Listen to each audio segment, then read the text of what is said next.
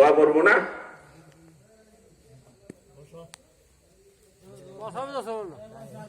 বর্ষা একজনে বর্ষা ভেতরে আর তিনজনে ডাহে লাইন কি একটা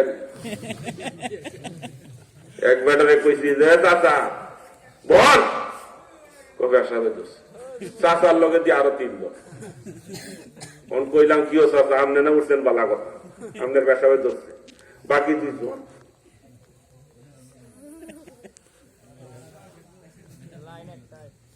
চাচা খুব ভয় ভয় কই হে কোনার মধ্যে কেমন কথা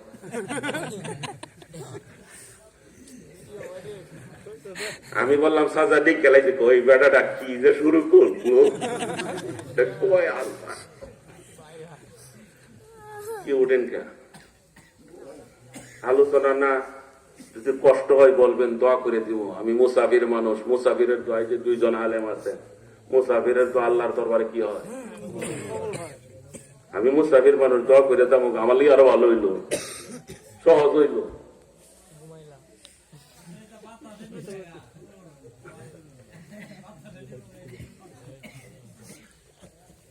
দুইজনের থেকে একজনের যদি তেলে মালা ফেলে দেওয়া হয় আর একজন দেখিয়া তো একটা লোক আমাদের ধর্মে আনলাম কারণ এরা তো মেধা ভালো যুবক মানুষ মেধা ভালো অনেক মেধার অধিকারী বাদশাহ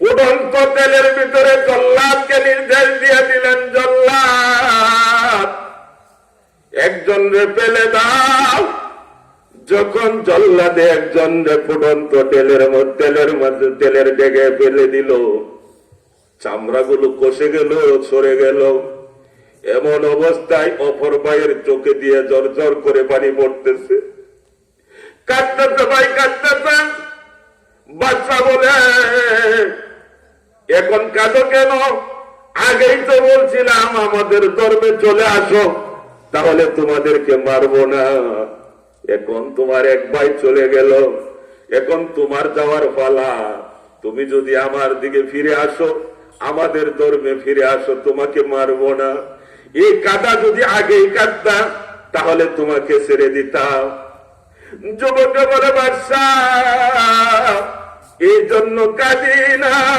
আল্লাহু আকবার বলে যুবক বলে বাদশাহ এই জন্য কাঁদি না কাঁদি এই জন্যই কাঁদতেছি আল্লাহ আমার চোখের সামনে আমার এক ভাই তার জীবনটা দিয়া দিছে আল্লাহ আমার শরীরে যতগুলা পশম আছে প্রত্যেকটা পশমের বিনিময়ে যদি এক একটা জান হইতো আল্লাহু আকবার শরীরের মধ্যে আমার যতগুলা পশম আছে প্রত্যেকটা পশমের বিনিময়ে যদি একটা প্রাণ হইতো আমি একা আরেকটা জীবন আল্লাহর রাস্তায় উৎসর্গ করে দিলে হয় না আল্লাহ যদি আমার পশম বরাবর প্রাণ দিতেন আমার মনে চাইছিল সব প্রাণগুলো দিয়ে আমার আল্লাহকে জীবনটা দিয়ে খুশি করে নিতাম অগ্নি পরীক্ষায় যুবক উত্তীর্ণ হয়েছে সুবহানাল্লাহ বলেন আল্লাহর নবী বললেন আমার সাহাবী আইয়ুমা নাসি নাসাফি তালাবিল ইলমি ওয়াল ইবাদা কোন ব্যক্তি কোন যুবক যৌবনকালে যদি ইবাদতে বেড়ে ওঠে ইবাদতে যদি মানুষ হয়ে যায় ইবাদত করে যৌবনকালে ইবাদত করে ইলম অন্বেষণ করে যৌবনকালে তাহলে তার আমল নামায় কিয়ামতের দিন 92টা কাতাবাল্লাহু ইয়াউমাল কিয়ামাতি 92 সিদ্দিকা তার সওয়াবা কাতাবাল্লাহু সওয়াবা ইয়াউমাল কিয়ামাতি 92 সিদ্দিকা কিয়ামতের ময়দানে তার আমল নামায় 92 জন সিদ্দিকের সন্তান করা হবে সিদ্দিক কারে কয় সিদ্দিক কয় যে জীবনে একটা কথাও মিথ্যা বলেনি সুবহানাল্লাহ বললেন না সিদ্দিক কারে কয় যে জীবনে একটা কথাও কি বলে নাই, সবসময় মিথ্যাই বলেছেন। যার কথা কাজ আকীদা বিশ্বাস সব তার আকীদা বিশ্বাস অনুযায়ী সত্য অনুযায়ী তার বক্তব্য, ভিতরে যেটা বাহিরে ওইটা, বাহিরে যেটা ভিতরে ওইটাই, একই অবস্থা আকীদা বিশ্বাস তার এক অনুযায়ী হয়, তার নাম হলো সিদ্দিক। সুবহানাল্লাহ বলেন। আমরা কিছু লোক আছে ভিতরে এক উপরে আরেকটা আছে না গো, মুখে মুখে বুদ্ধি দিব একটা, ভিতরে কতিসি ভাষায়া।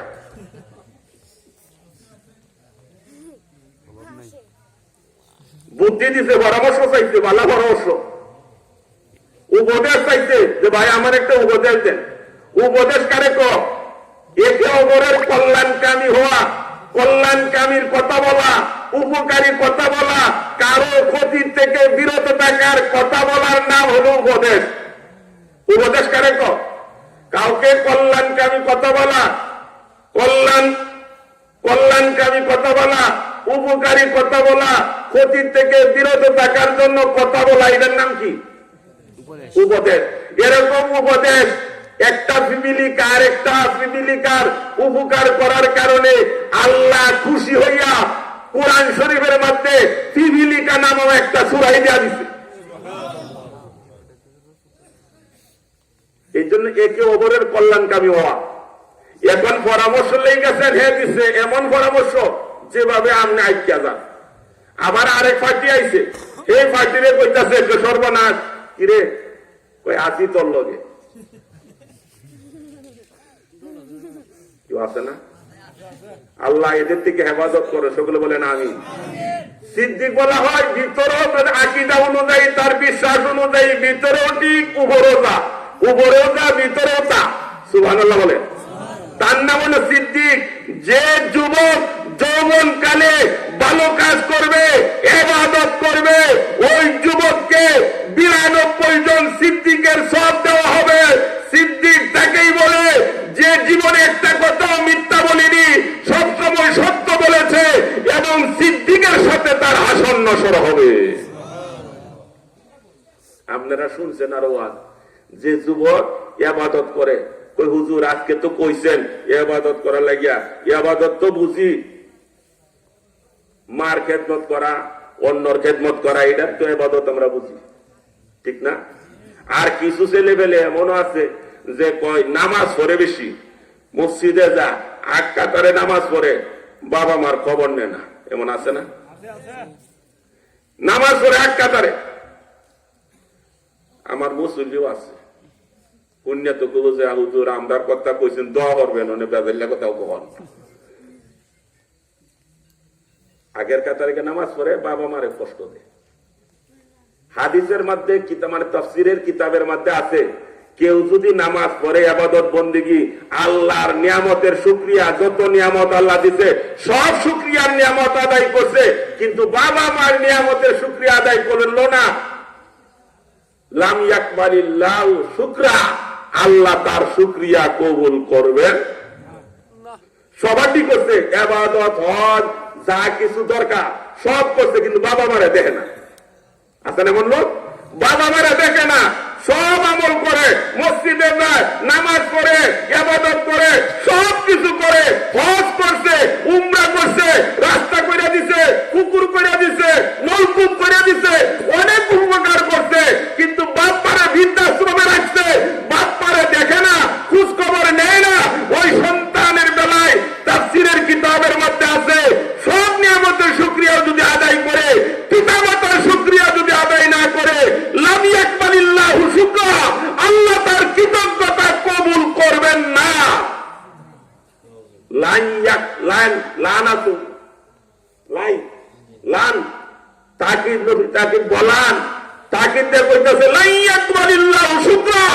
আল্লাহ তার শুকরিয়া কৃতজ্ঞতা কবুল করবেন।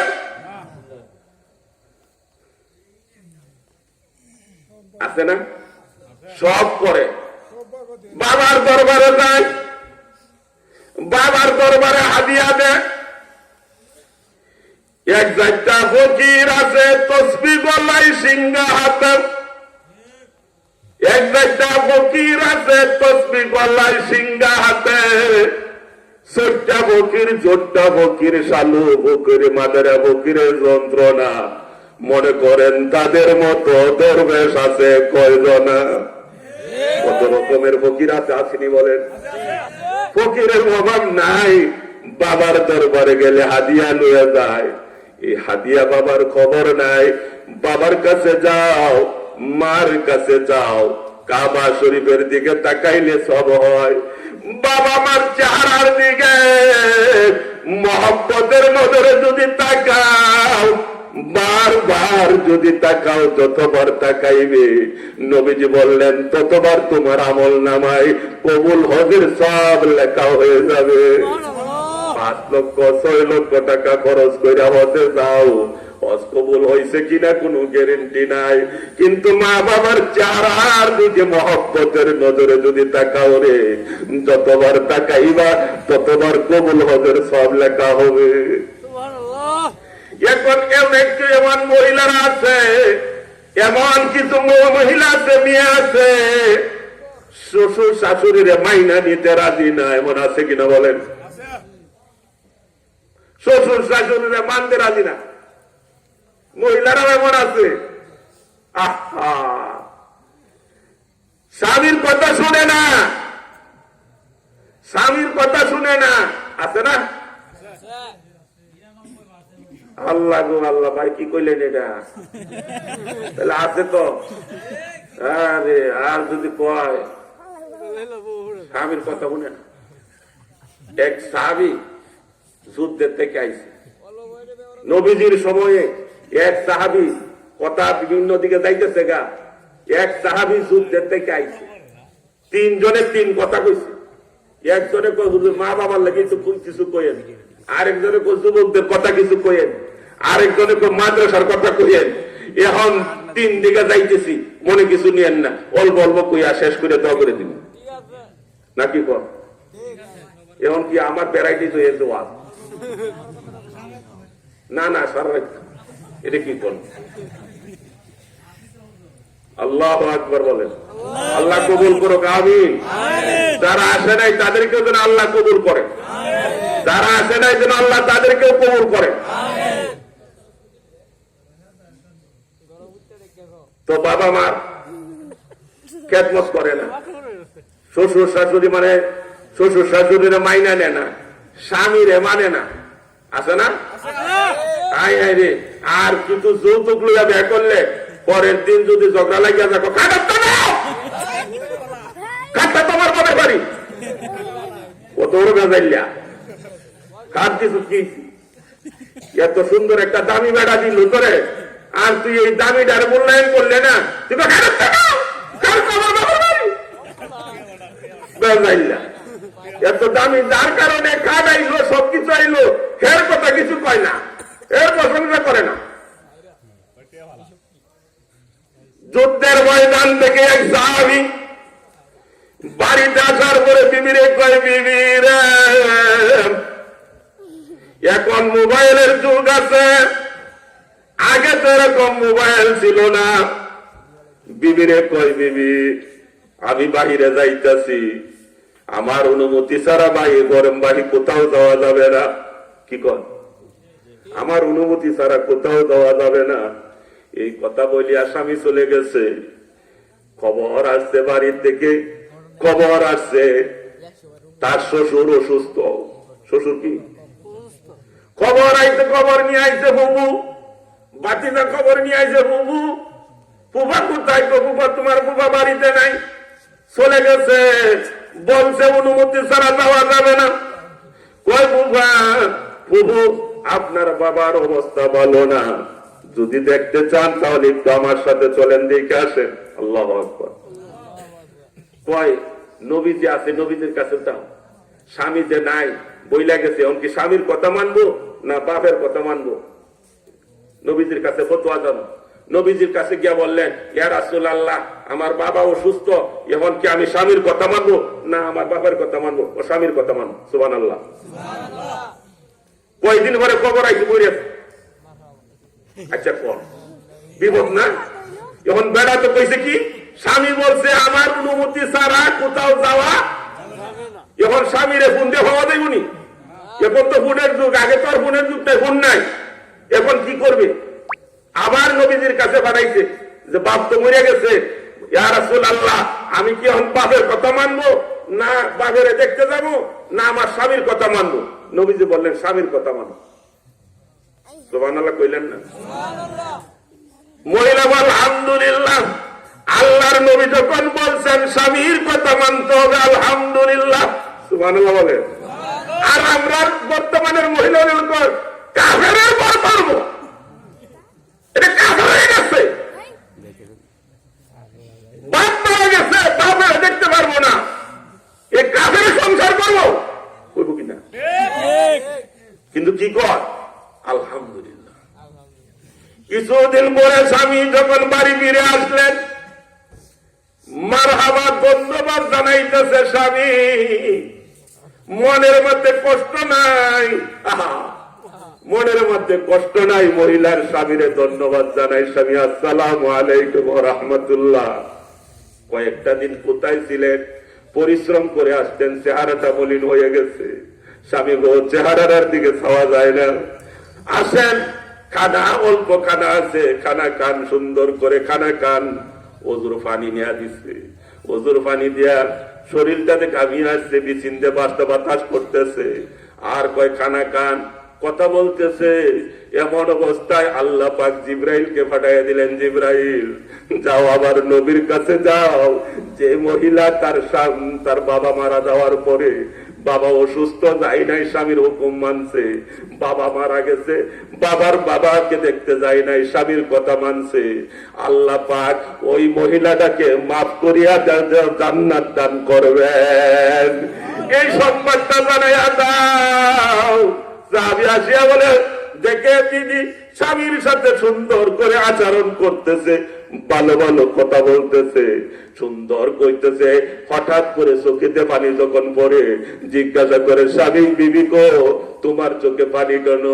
ওই স্বামী এতক্ষণ আনন্দ উল্লাস করলাম, হঠাৎ করে আমার বাবার কথা মনে পড়ে গেছে। আমার বাবা কয়েকদিন আগে মারা গেছে, প্রথম যখন আসলো অসুস্থ ছিল দেখার জন্য, কিন্তু আমি তো যাইতে পারি নাই, আপনার অনুমতি নাই। পরে আবার খবর আসছে বাবাটা মারা গেছে, আপনার অনুমতি নাই, যাইতে পারি নাই। স্বামী গো, এই জন্য স্বামীর আমার বাবার সংবাদ দিতে গিয়ে চোখে হঠাৎ করে পানি এসে গেছে। আল্লাহর নবীর কাছে ওহী আসলেন, সংবাদটা জানে